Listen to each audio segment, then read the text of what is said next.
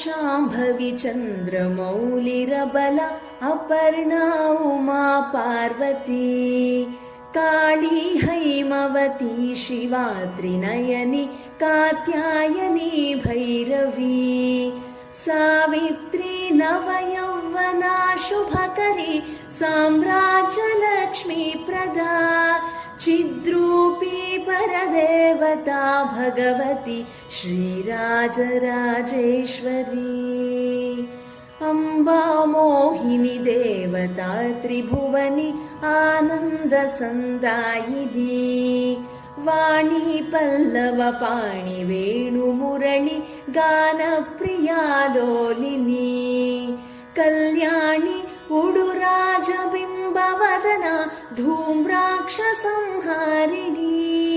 चिद्रूपी परदेवता भगवती श्रीराजराजेश्वरी अम्बा नूपुररत्नकङ्कणधरि केयूरहारधरि